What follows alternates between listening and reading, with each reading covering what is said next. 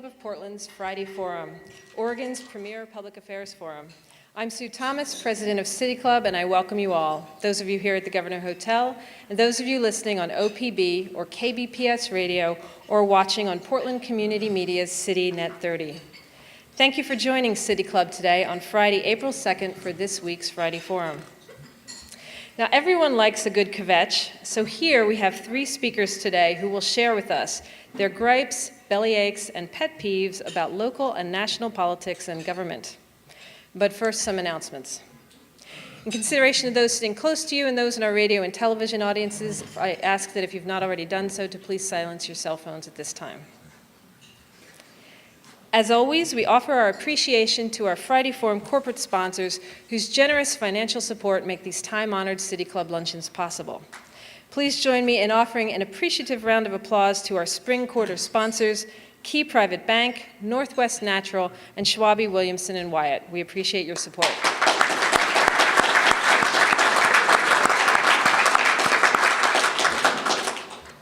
City Club's annual membership drive is going on now. If you join City Club during the drive, we will not only waive the $25 new member fee, but we will also add 2 free months to your yearly membership. That's 14 months for the price of 12. And also, as it is tax time, you might also want to know that your City Club membership is fully tax deductible, so an extra benefit. If you're already a member, please help us spread the word. For every new member that names you as their referral on their application, both you and they will receive a complimentary lunch at a Friday Forum. And best of all, the member who refers the most new members during the spring drive will receive a grand prize of a 4-night stay in Hood River, 2 bottles of Oregon wine, and a tour of a local vineyard. City Club is happy to help you become a member of City Club. If you're sitting in the audience right now and you're not a member and you choose to do so, please see City Club staff out in the anteroom. There's no better time to join than right now. April 9th kicks off the first of 5 primary season debates. At next week's Friday Forum, we welcome Metro Council presidential candidates Rex Burkholder, Tom Hughes, and Bob Stacey to the stage for what is sure to be an interesting and substantive debate. And now to today's program. One common reply to the question, what is wrong with politics today, might be, where do we start? Today, 3 provocative Portlanders will share their starting point at City Club's 4th rant since 2004. Our speakers will let loose on national and local politics, scandals, irrationalities, and general annoyances. Our first guest today is Matt Davis, news editor of the Portland Mercury. Matt has a background in photography and banking and is currently writing a documentary about the controversial 2006 death of James Chassie, a man with schizophrenia, at the hands of the Portland Police Bureau. His freelance work has been featured in the UK newspaper The Independent, Time Out London, and Read magazine. He lives in the South Park blocks with his wife, Sue. He is well into his 3rd attempt on his first novel, but recommends that you don't hold your breath. Our second ranter is John Schrag. He is the editor and publisher of the News-Times, a weekly paper based in Forest Grove. Under Schrag's leadership, the paper was named the state's best small weekly newspaper by the Oregon Newspapers Publishing Association in 2008. And in 2009, the News-Times was named the best small paper in the region by the Society of Professional Journalists. Prior to joining the News-Times, he worked for 14 years for the Willamette Week in Portland, where he capped his tenure as news editor. Our final rant today will be by Roey Thorpe, Executive Director of Planned Parenthood Advocates of Oregon, the political arm of Planned Parenthood. Roey is a former city councilwoman and acting mayor of Ithaca, New York, where she served as the Executive Director of Basic Rights Oregon, and has extensive experience in political campaign work as well as nonprofit administration. She was selected as one of Portland's 50 most powerful women in 2004 and is a recipient of the Ann Shepard Award and the Fighting Spirit Award. In her spare time, Roey is an avid poker player who is always looking for the next big game. And I'm now pleased, if not a little scared, to welcome our first ranter, Matt Davis, to the podium. Matt?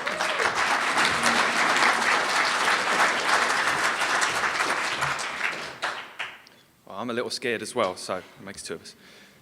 Thank you. First of all, I would like to thank City Club for inviting me to speak. I've sat through several of these forums as a reporter, but to be actually asked to address the crowd is a surprising privilege. Not least because you're all so solidly within the Mercury's 18 to 30 demographic.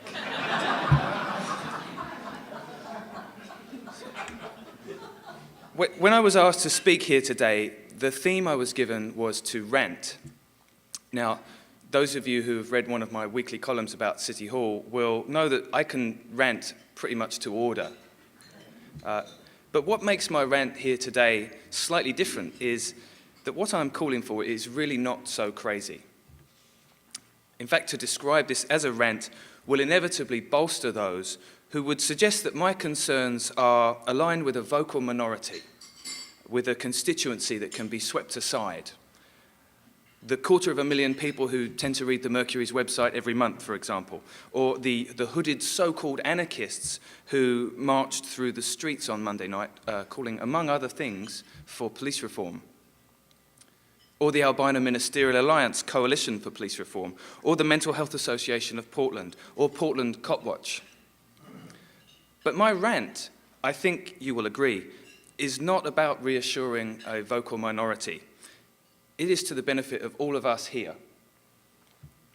To all of us who live and work in the city of Portland, in Multnomah County, in this great state of Oregon.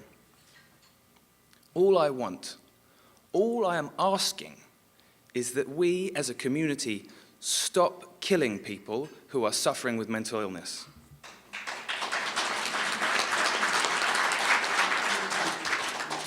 And that instead we adequately fund treatment and prevention for those people so that our law enforcement officers are no longer the first responders in situations of mental health crisis. That is all.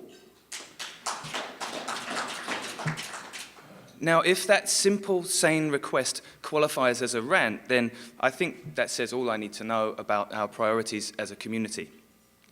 Indeed, the title of my rant, the theme I've chosen to give it, is Blood in the Bike Lanes.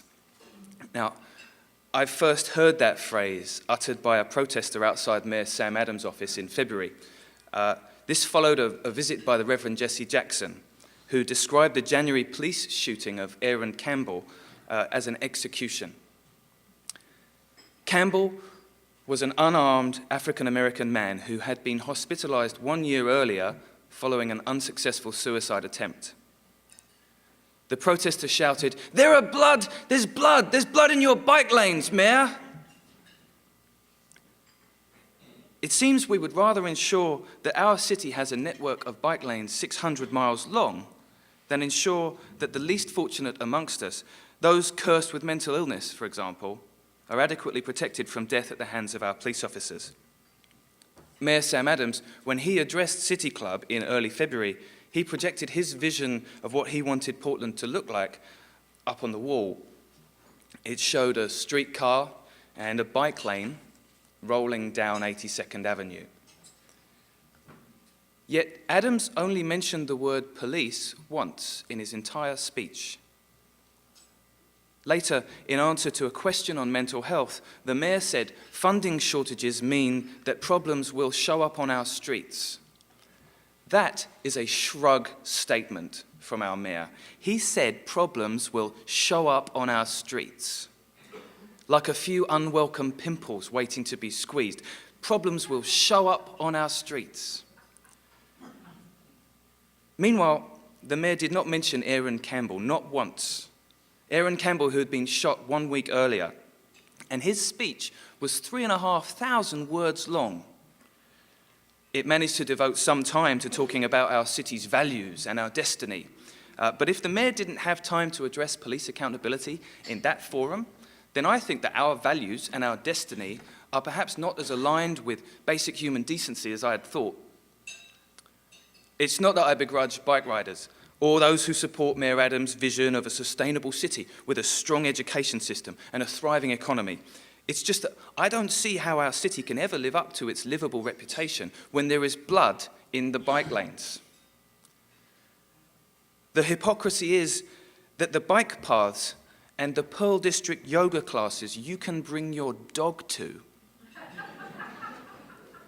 these are luxuries which to newcomers leave the assumption that other more vital services have been provided for. When we have the luxuries but not the vital services underneath, then our leadership has misunderstood its role as stewards of the city. Stewards, not salesmen. Yes, it bothers me.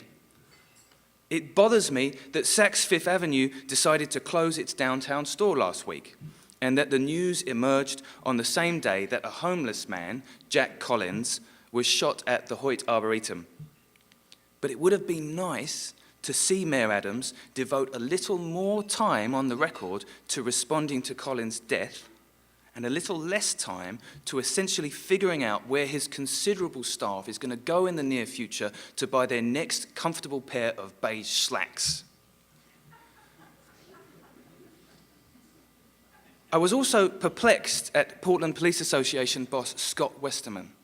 He described the officer involved, Jason Walters, as very Portland because he's vegan and he rides a bike. Am I the only one who sees an unsettling dynamic at play in that statement? There is blood in our bike lanes, and we are simply shrugging our shoulders at the lack of mental health funding at the city level, at the county level, at the state level, when we can find money instantly for any number of other priorities here in town. For example, 3 weeks ago, Council voted to divert $20 million from the city's sewer budget to kickstart Mayor Adams' bicycle master plan, which will build those 600 miles of bike lanes across Portland. City Commissioner Amanda Fritz said she thought it was a wonderful idea, yet when City Commissioner Randy Leonard brought forth police reform measures the following week, Fritz raised concerns about the reforms going through a thorough public process. What? Now you want thorough public process? James Chassis Jr. was not afforded a thorough public process before being killed by our police more than 3 years ago.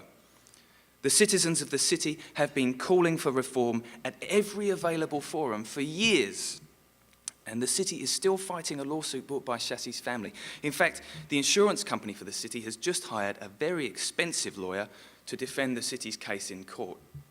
So, Commissioner Fritz, your demands for a thorough public process around police reform, in my view, represent the same type of fetishizing around process for process's sake, which has paralyzed this city on the vital issues for far too long.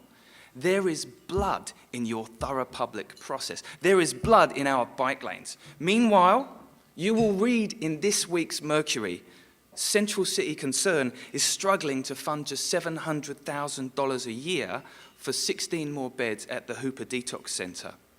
These are beds for homeless people struggling with addiction issues. Jack Collins was not drunk when he was shot by police last week, but he was a drinker, a heavy drinker, we know that, and he also was a cutter. He felt compelled to cut himself. He even walked into Central Precinct 11 days before he was shot, begging for mental health treatment. The officer shrugged and sent him on his way because there's no funding for mental health. And to quote Mayor Adams, these problems will show up on our streets. Well, the problem isn't just in the mayor's office. It's also right here in this room. I am responsible for this. You are responsible for this. I'm just going to be frank about it. You are the civic leaders that our politicians listen to. A phone call from someone like you is the equivalent of probably 30 people protesting outside City Hall in terms of actually getting something done. So, in fact, the Portland Business Alliance is still the leading lobbyist at City Hall. All that is necessary for more blood to be spilled in our bike lanes is for good people like you to do nothing. To say, well, this isn't my problem, this isn't the area I work on, oh, I focus on something else. Well, we are not doing enough, and you are not doing enough. If you care about this issue, you can call Mayor Sam Adams' office right now. In case the number isn't already plugged into your cell phones, it's 503-823-4120. That's 503-823-4120. Or shoot him an email, write him a letter, harass the man on Twitter. If you won't even do that, City Club, then there is also blood on your hands. There is blood running through City Hall. There is blood in our public process. And yes, I am sorry, but there will be much more blood spilled in our bike lanes. Thank you.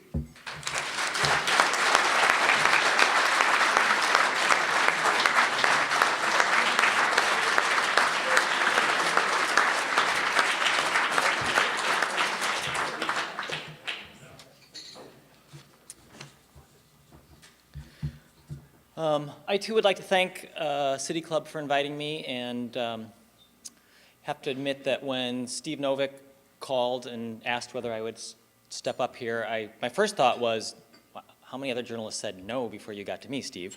And the second thought was, it is going to be a little weird being on this side of the microphone, because, as was mentioned, I spent a lot of years at Willamette Week, both covering politics and managing a staff of reporters who covered politics. So I spent many a Friday lunch back in the cheap seats back there, hungry, bitter,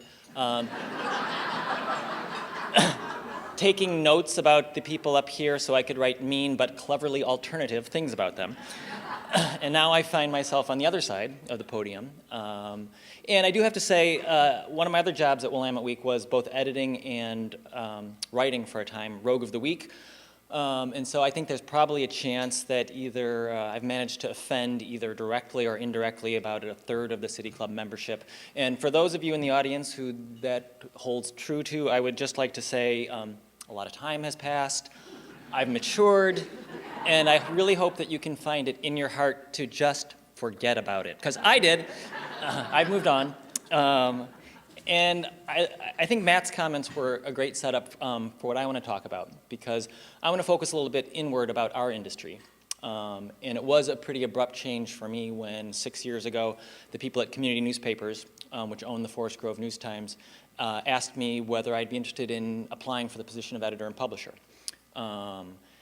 Since I've lived south of Forest Grove for many years, the thought of a 3-minute commute was pretty appealing.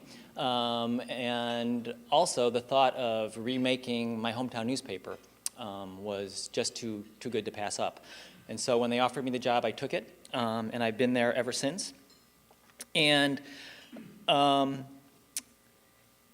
it's a small paper. We print about 5,000 copies. We're Western Washington County. We cover Cornelius, Gaston, Banks, Forest Grove. And I guess that gets me to my point, which is my first rant, which is I get asked all the time, how are things doing? Got asked at the table today. And I guess I'm here to paraphrase another former journalist, Mark Twain, and to report that reports of my industry's death are greatly exaggerated. Just a couple points that people don't know. I ended 2009 with more subscribers than I started the year with. So this idea that nobody's reading newspapers is just not true. We had a rough month financially in March, but we had a great January and February. April's looking good. And this month, we produced, with our little tiny staff, a countywide arts guide that's being distributed throughout Washington County. It's a great resource. It's been very well received, and it's pretty impressive for a small staff like ours. So I guess I want to talk about some things have changed for me and other things haven't. One thing that happened just yesterday, a businessman from the area walked into our door in the newspaper.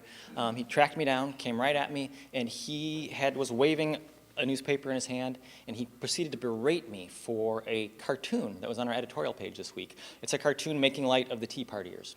And he threw down the L word. Yes, he called me a liberal. And he literally threw down the paper, turned on his heels, and walked out the door. And then, oddly enough, an hour later, our sales representative, who didn't know about this interchange, called on him, and he proceeded to buy a series of ads in our home and garden section. And that proves my point that I want to get to, which is newspapers matter. Why would he do that? Why, first of all, would he take the time to drive down to our office, open a verbal can of whoop-ass on my head and throw this thing at me if he didn't care. If we were irrelevant, he wouldn't have cared about a cartoon. And if we were dead, a dying industry, he wouldn't have put his hard-earned, overtaxed money into an advertisement in my paper, in my liberal rag. So newspapers are relevant, and that's the thing that I wanted to point out today. People like Matt, people like my reporters, people like the folks at the Oregonian, newspaper reporters in general tend to do the type of analysis that you just heard. You're not going to find elsewhere, and this idea that we are a dying industry must be put to rest. So, that said, there are some things that we are doing to ourselves. We tend to shoot ourselves in the foot. And one of the things we do, one of the things that really annoys me is we tend to provide information that is readily available other places. At one point when we were a monopoly industry, it made sense. But in an era when I can, even though I don't live in Portland, receive the Twitters of the mayor of Portland, it is ridiculous for newspapers to continue publishing information that people can get readily from other sources. So, a couple weeks ago, I'm sitting at home with my Saturday Oregonian, and I open it up, and I see this. It's community news. And I'm excited, because I'm a newspaper junkie. I love community news. I work for a company that's called Community Newspapers, Inc. I bet it was just a coincidence that they chose that name. But I'm really excited. And then I proceed to open up the Oregonian's new special section and expecting some hardcore analysis, some regional issues, something I can't get anywhere else. And what instead do I get? I get a blog about potty training in Beaverton. I am not making this up. For those of you who don't get the Oregonian in Washington County, just want to read you a little excerpt here. It starts out, I'm tired, really tired. Harper is taken to potty training like a champion, which I'm grateful for, but she really wants to try out her mad skills with a Z, of course, at each place we go. I'm getting a tour of the public restrooms of Beaverton. I don't know about the rest of you, but as a parent who's been through this, I could have started my Saturday without that trip down memory lane. My point is, this was lifted from a blog, and what the Oregonian's trying to do is what a lot of us are trying to do, which is generate excitement and interest in our papers and put on bells and whistles and open ourselves up to bloggers. I think the problem is we should focus on what we do best, which is we still provide information to people that they can't get anywhere else. You're not going to get analysis like you just heard from Matt on a TV station or a radio station. You're only going to get it from newspapers. And newspapers need to find different ways of delivering their message, as the Mercury has, as most newspapers have. And they got to focus on what they do best. And we still have a place where people say, oh, I can get that information anywhere. Call their bluff. Because next week, I dare you to try to find the score of the Gaston girls softball team game on Thursday without finding my website. Go ahead, try it. Newspapers still provide information that no one else does, and that's what we need to focus on, and that's what we need to stop this idea that we're dying.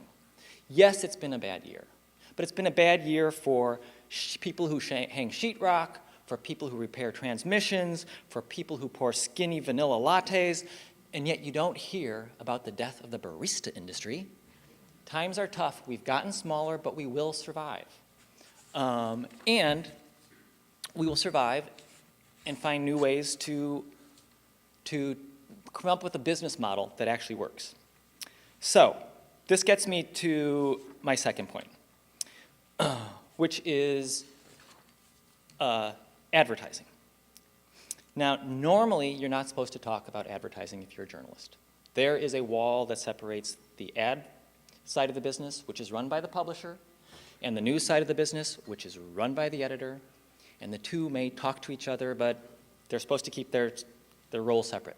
Well, my title, as you may have heard, is editor and publisher, which creates a problem, because if I don't talk to myself, frankly, who will? So, in my role of publisher, last fall, In the run-up to the January tax vote, I called the campaigns for both sides of the issue. Not about news coverage. I left that to my news editor, Christian Gaston, who's in the back room today. This was about ads. I was trying to squeeze some money out of these organizations that were spending millions of dollars. My first call was to the yes side, because I knew some people who were working for there, including the person who invited me here. You should have seen this coming, Steve. The campaign manager was Kevin Looper, who I'd met briefly when I was at Willamette Week. I called him, left him a message at the office, called him, left a message on his cell phone, left him an email, left him a message, left him an email. I got no response. If Kevin is out there listening, I would just point out one thing. There's only one other person in my 30 years of journalism who has repeatedly refused to return my phone call. His name's Neil Goldschmidt. So, Kevin, I hope that works out for you.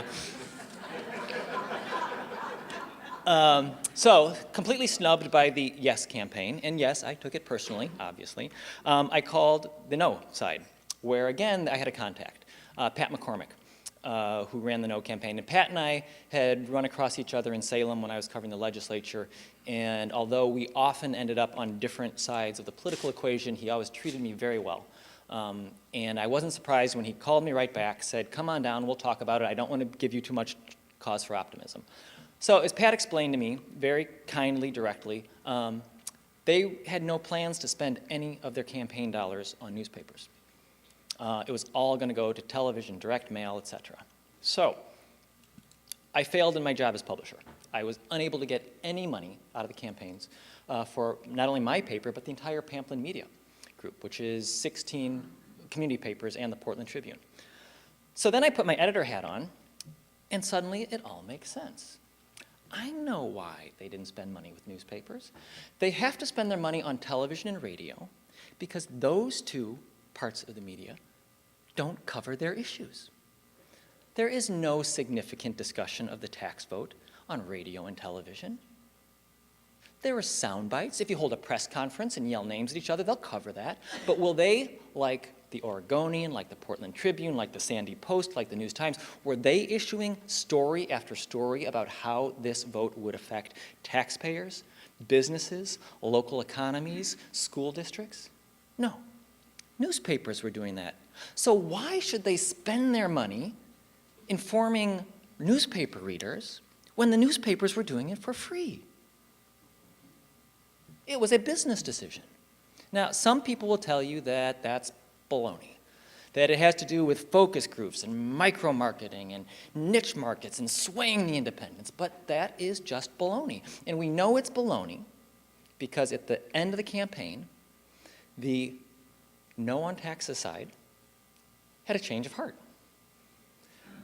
The group that said, we don't have any money planned for advertising in newspapers, went to the Oregonian and said, hey, can we take your endorsement, which was on their side, and can we buy a wrap? And a wrap is a advertisement that wraps around the front page. They're very common. We do it all the time. We have Van Dyke Appliances and Tupper's Home Furnishing, and it's a great way to sell washers and dryers and sofas and love seats. But no one would allow someone to, in effect, put an endorsement on the front page, because that's politics. No one would do that, except they did. So the Oregonian decided that yes, they would accept an ad basically on the front page of their paper that would, in effect, look like a front page endorsement. And then the other side, which again said, we have no money to spend on newspapers, screamed and hollered and decided that they too wanted to get that same space. So these two groups that said, we don't have money for newspaper advertising, John, spent about $100,000 in the final weeks of the campaign on the Oregonian. And I say that aside from the placement, that's actually great. I wish they would have spent that money, spread it around a little bit more, and I wish they would have gotten it off the front page. But it shows that this group that said, oh, we don't need to advertise in newspapers, suddenly needed to advertise in newspapers. Why? Because newspapers matter. So, I'm not suggesting that we sell political advertisements. We sell space for endorsements. But it does make me think that that something can be done. And as Matt said, this is a group of very influential people. So what I would ask you to do is, if you care about public policy, and if you care about the one form of the media that still pushes the debate forward on public policy, I think it's very good if you would ask your candidates at your teas and your forums, how much money are you spending on newspaper advertising? And when they tell you nothing, ask them why. And if they come up with any answer besides, we don't have to, I would really question it. Because as we've seen, they want our endorsements. If we cover one candidate and not the other, we will get phone calls. If we are perceived as being too one-sided, we will get phone calls. And yet when it comes time for them to spend their dollars, they put it in the forms of the media that don't take the time to cover the issues that move policy forward. So one of the things I thought is, well, let me back up. For years, newspapers covered public policy because, frankly, it was important. We were highly profitable businesses. We could afford to send a reporter to a meeting for 4 hours and get a 2-inch story. That was okay. Those days are over. As recently as 2 years ago, you could expect to see 3 reporters at the Forest Grove City Council meeting. Someone from my paper, someone from the Oregonian, someone from the Argus in Hillsborough. I stopped by last Monday because there were a couple things on the agenda I wanted to hear about, and when I left, the media left. It was not a televised meeting. So there are public meetings being held all over this state that are not being covered by the press. And yes, there may be bloggers in Portland, but no one is going to come out to the Banks School Board and blog on that. It's up to newspapers to do that. And I think that people like you can put a little bit of pressure on the politicians and policymakers to help them understand that, again, we're not saying they have to pay for newspaper ads, but I think it would be good if you were to question them and say, look, newspapers aren't charities, and we're not asking for people in politics to advertise out of the goodness of their hearts.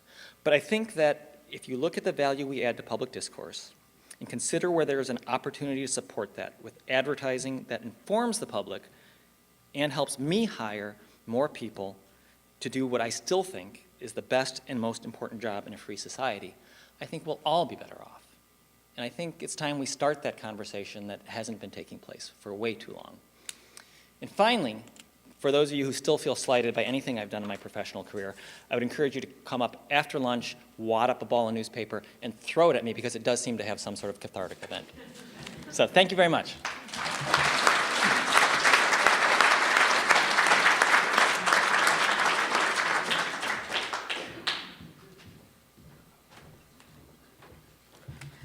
Good afternoon.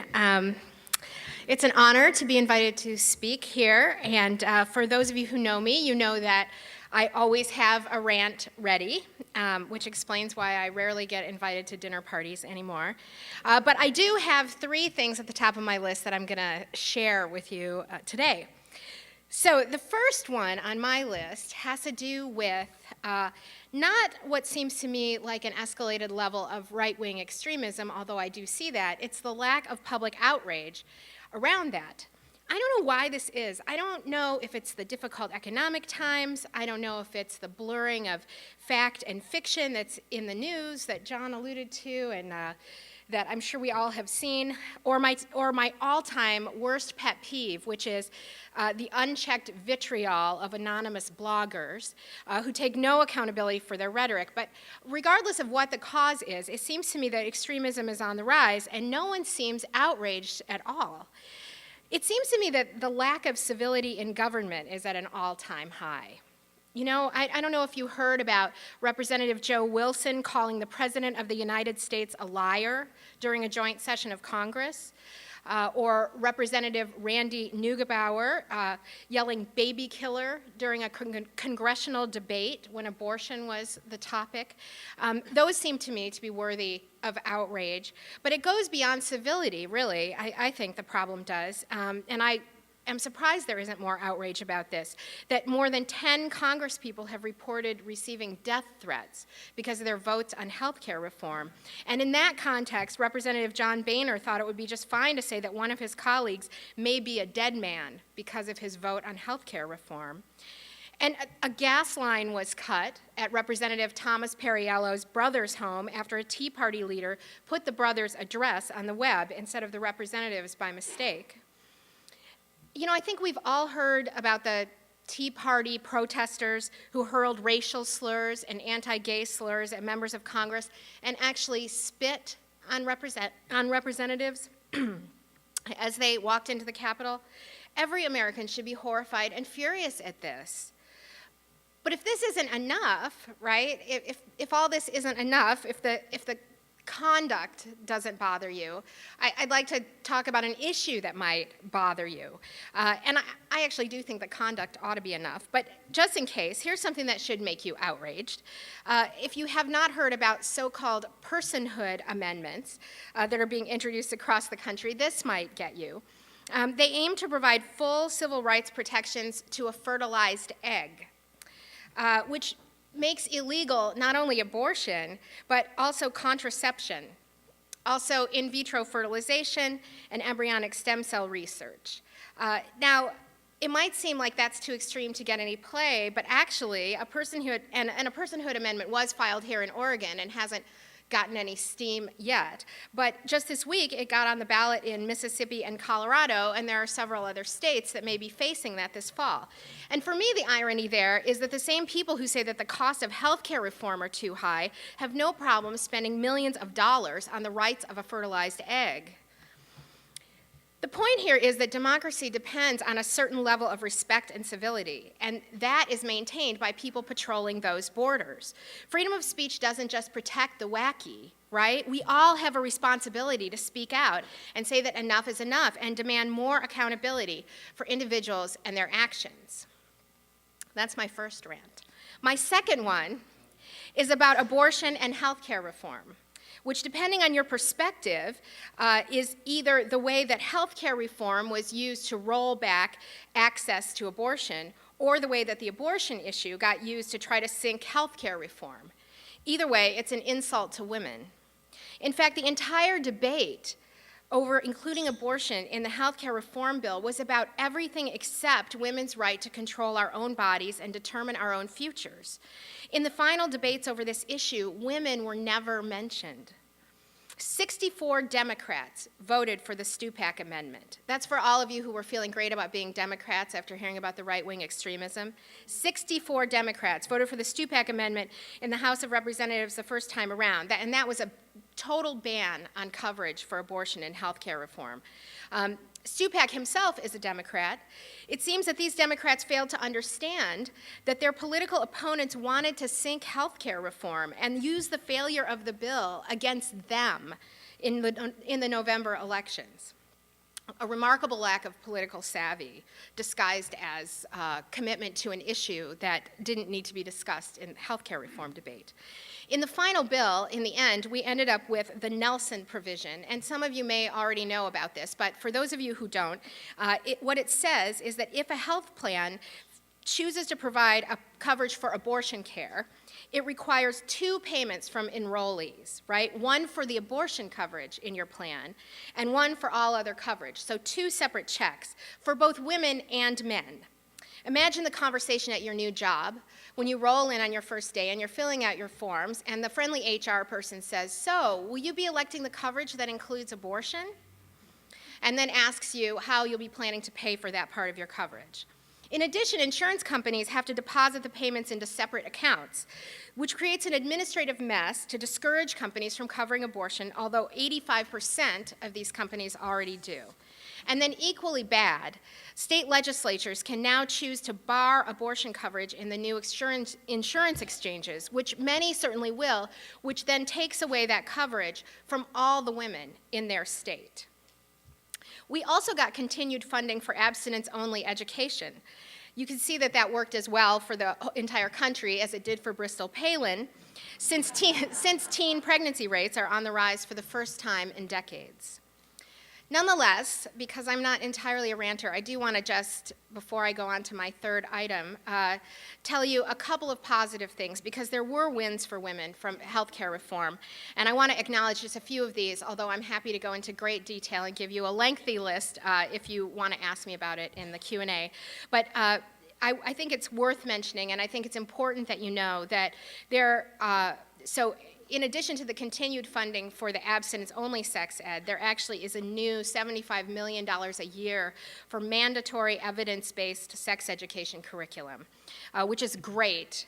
But what's just as good about it is that the states that opt out of it, because we do have a lot of states in this country that will choose to not offer any sex education, even if it's paid for. If the state opts out, community organizations in that state will be given the money to provide that education. Secondly, in the new exchange plan, contraception, mammograms, and pap smears will be covered. The law ends insurance discrimination based on a gender rating. And this sounds sort of retrograde, but currently 95% of insurance companies charge women more than men for insurance. And that'll be coming to an end. The new law also bans exclusion of coverage for women who are pregnant and who've been victims of domestic violence, because women have been denied insurance coverage because in the past they have been victims of domestic violence. And then finally, while I'm on sort of a positive track, it's worth pointing out that women were actually heroes in this healthcare reform debate. From Speaker Nancy Pelosi to the Catholic nuns, the 6,000 Catholic nuns who broke with the church hierarchy to support healthcare reform. You may have heard, I think this is, for me, is one of the most illustrative stories about this, was when Senator John Kyle from Arizona said, "I don't need maternity care, so requiring that on my insurance policy is something I don't need and will make the policy more expensive." And Senator Debbie Stabenow from Michigan interrupted him and said, "I think your mom probably did." So one important lesson from this whole experience is that we need more women representatives in Congress. We're currently at an all-time high number of women.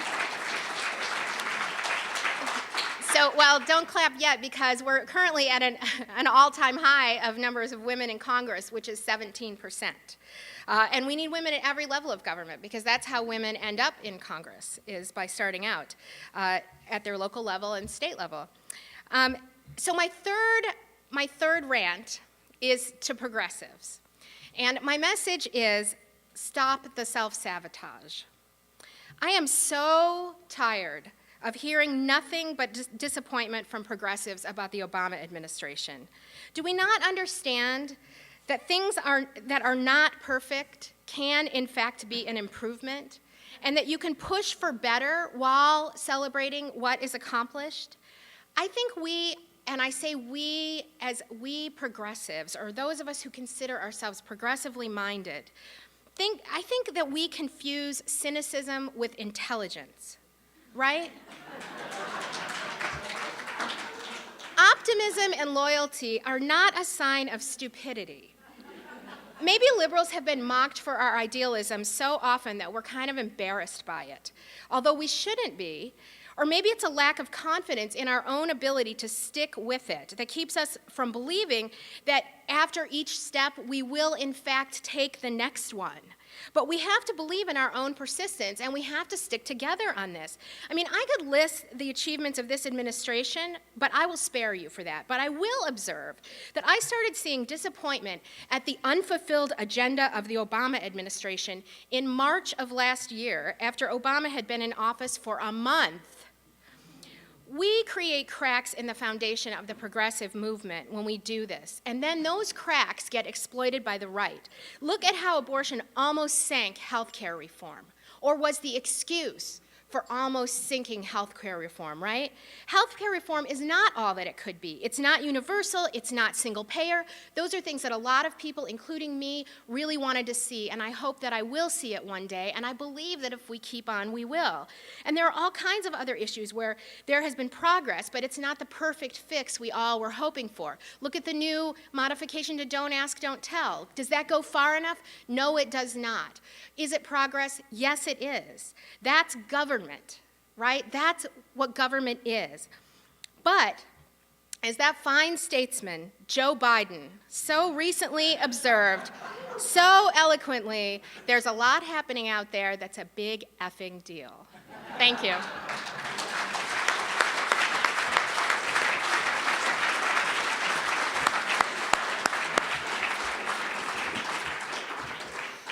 Now I know why I was scared. Okay. The first question for our speaker, as always, will be from our City Club host. Our host today is Tom Cox. Tom is owner of a management consulting firm specializing in improving the productivity of technology and teams by imparting leadership skills. Tom has been a City Club member since 2003 and is active on the Board of Governors and the Governance Task Force. Tom? Thank you, Sue. The history up here at the podium, not all of you may be aware of it. John Schrag was at the Willamette Week when they so questionably said that I was the most forceful and articulate candidate in the 2002 run for governor, and then went on to not endorse me. Willamette Week did finally endorse me in 2006 after John had left. But we're going to mend fences here at some point. I don't think it's just a third John that you've alienated. And Matt, once again, thank you. Sam Adams' number is 503-823-4120. I was excited to listen to the rants, and I was hoping for some balance, and I'm going to rant a little in my question, because I am not only on the City Club Board of Governors, I'm also an organizer of the Oregon Tea Party. Welcome to talk to me later on that. And I've noticed that civility cannot exist when we on both sides dabble in partial facts and rumors reported as news. And if I selectively listen to that subset of the news that reinforces my worldview, it not only alienates me from my neighbor, it makes it impossible for me to speak in a way that my neighbor can hear, and it makes me unable to listen to him. I'd like to know from each of you to what extent you've contributed to the incivility around us, because I already know what I'm doing wrong.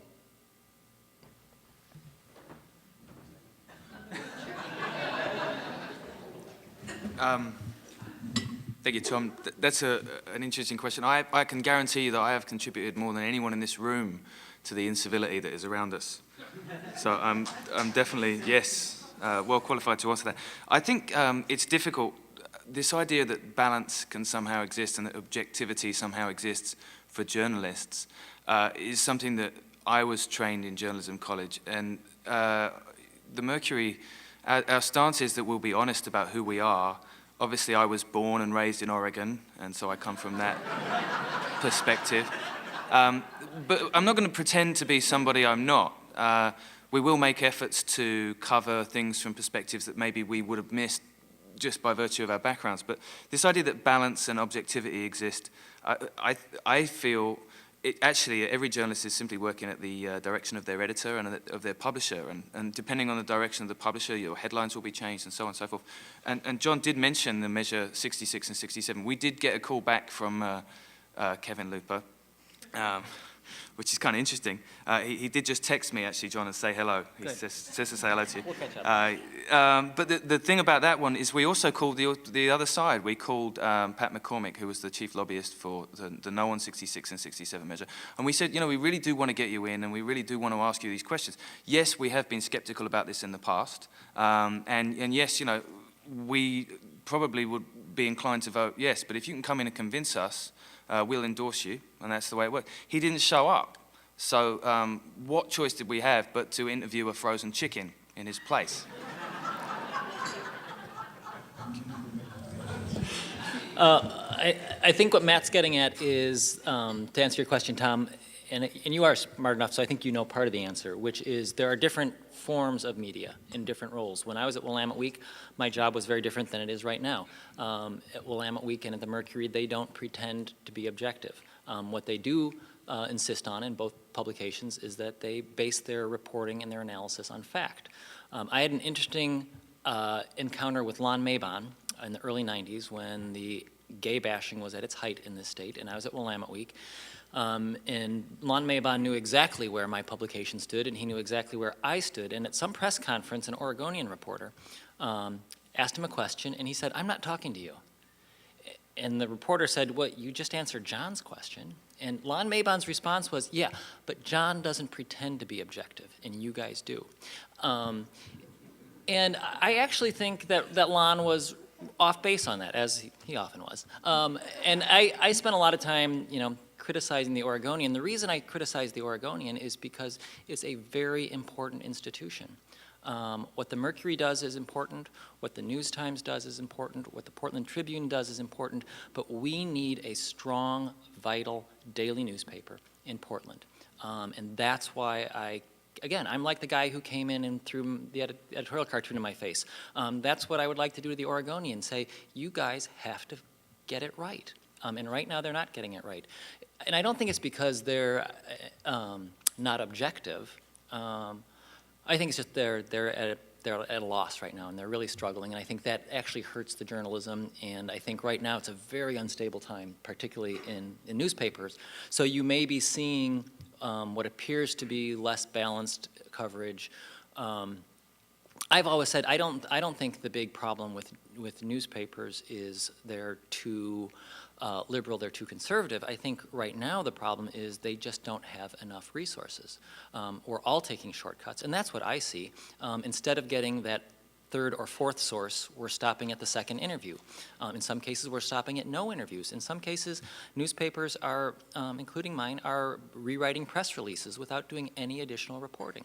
That's not good. That's not good, and I think that does get to some of the mistrust and some of the misperceptions. And I think when the quality goes down, then people it's a lot easier to take shots at us, and deservedly so.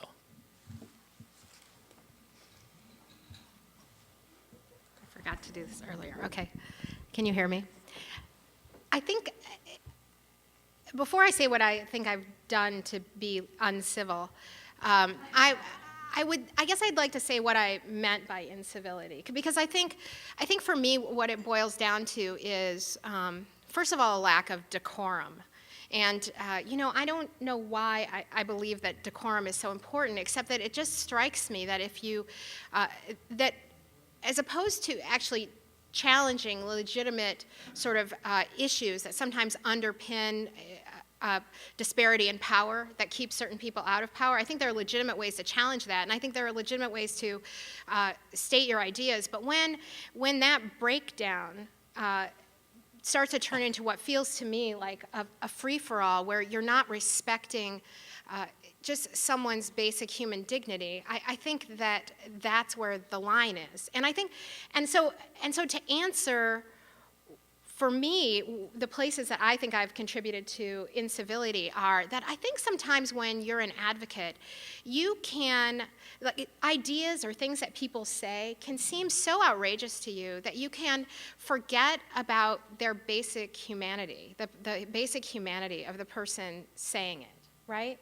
And I think to the extent that we don't allow ourselves to acknowledge that most people who engage in civil discourse are motivated by what they believe is a desire to make the world a better place.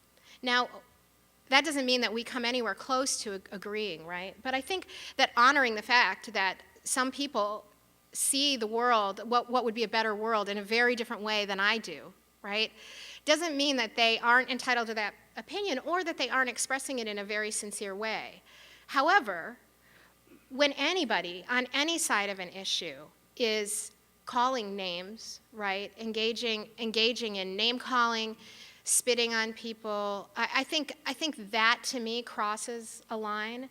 I don't feel like I've crossed that line ever, but I do feel like I have at times allowed myself to forget that the other person who I'm talking to, that while what they're saying I completely disagree with and sometimes am offended by, really is wanting a better world like I am.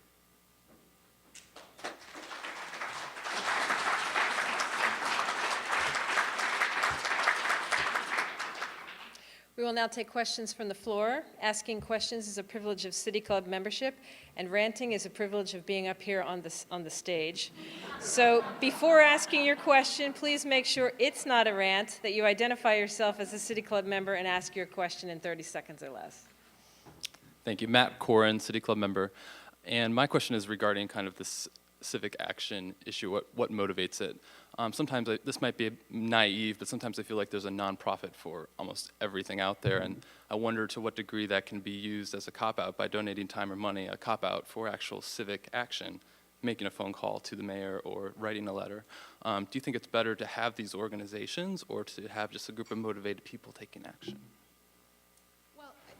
I just got designated as the nonprofit representative, and I will say that donating money to... I'm nonprofit some months. Oh, okay, yes, there you go. Well, donating money to Planned Parenthood is always a good investment. But I will say that I think that what you get with advocacy nonprofits is a group of people who are working full-time to sort of delve down into the issues as much as possible, and then hopefully to help make it easy for people who want to have their voices lifted up to do that, right? So the best nonprofits are the ones that are not necessarily telling everyone what they should say, and I don't see much of that. What I see instead is attracting people who are interested and want to get engaged and giving them a vehicle to do that. And that's a great way for people who want to give to a cause but maybe don't have a lot of time to be able to support advocacy, is to invest in the few people at these little scrappy nonprofits who are helping create a path for lots more people to get engaged. Tamsin Wassell, City Club member, and I'm also the chair of the City Club's mental health study that is currently going on, and so you can imagine what my question will be about. However, in the time that we've been together, about 6 months, we've learned a lot about the way that the county actually provides mental health services, and we will be coming out with an analysis. So for you, those of you who are interested in mental health, one of the things we've learned already is the city actually doesn't fund any mental health programs. It's all county. So I'd like to give you Jeff Cogan, Multnomah County Chair's telephone number to call, which is 503-988-3308. That's 988-3308. And my question about that is about funding, which is actually something that is technically outside the charge of the City Club's analysis.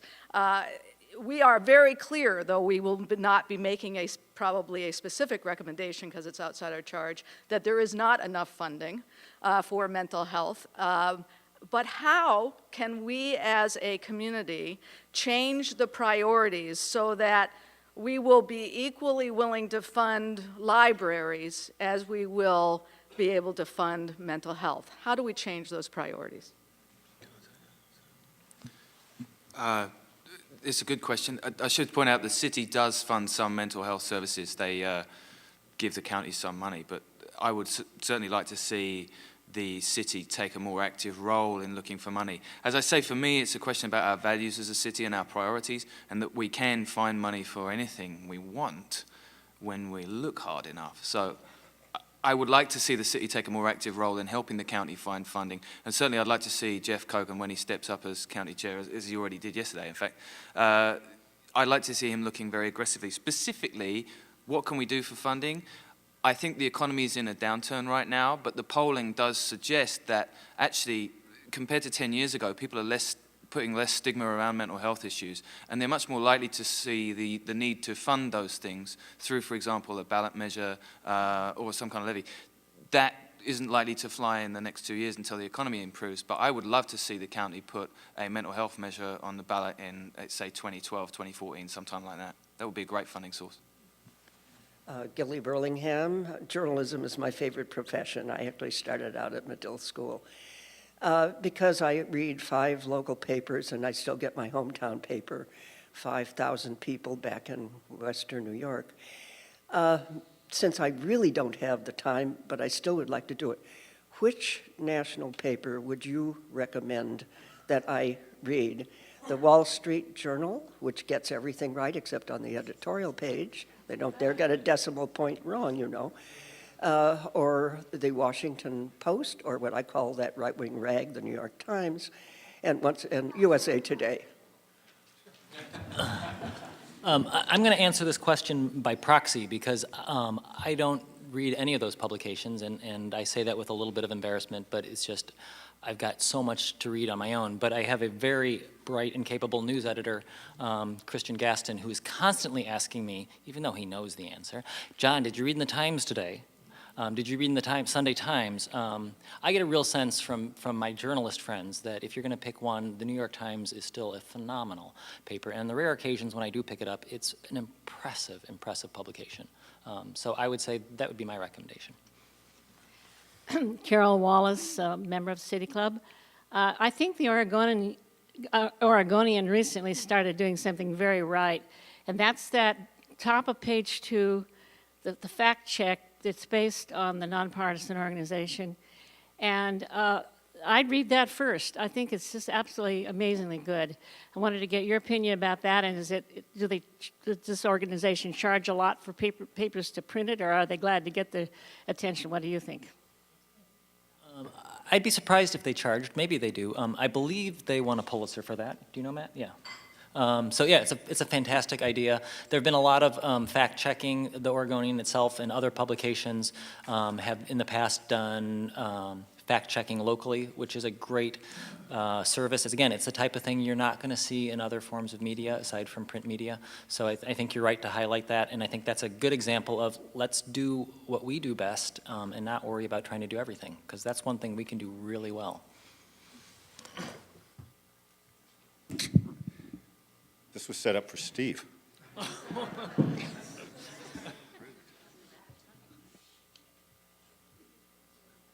Be quick. I'm Gil Johnson, City Club member, and this will be directed at the gentleman from the Mercury who's trying to impress us by wearing a suit and tie. About the blood in the bike lanes, and I've spilled a lot of blood in bike lanes, and you know they're not really luxuries any more than 12-lane bridges or freeways. You know, bicycles are a necessary way of getting around town, but what I want to ask about is funding for mental health and other county services. The county says it's broke, and they're blaming urban renewal zones for sucking all of the tax money out of the county coffers, and then the city gets it eventually. So what do you think about that? What do I think of urban renewal? Well, it's interesting.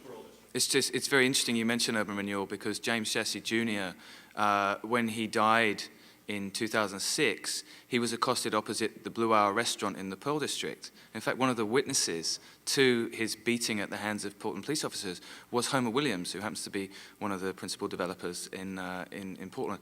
I think urban renewal shapes this city in a way that I think we all agree is good for us, and it's good for marketing Portland to outside people. But again, I think that when we shrug our shoulders and say, well, urban renewal's taken all the funding that we could use for mental health, again, we're prioritizing those luxuries. And just to address your point about bike lanes being a luxury, I rode my bike here today. I had a bicycle crash about a month ago on Burnside as I was riding towards the bridge. In fact, when I rode here this morning, I rode down the new Burnside-Cooch couplet, and I saw brand new traffic lights, brand new signals, which would have prevented my crash on that bike last month. It was a very nasty crash. I was very shaken. I would rather have crashed into that car and broken my arms and been, frankly, very seriously injured than see the money that's being spent on the Burnside-Cooch couplet. I would much rather that was going to mental health funding. So that's just a disagreement. As much as I'm dying to know what your question is, Steve, we're going to have to stop for today. Please join us next week on April 9th for a debate between Metro Council presidents. As we close, please join me in expressing our appreciation to today's guests, Matt Davis, John Schrag, and Roey Thorpe. Thank you.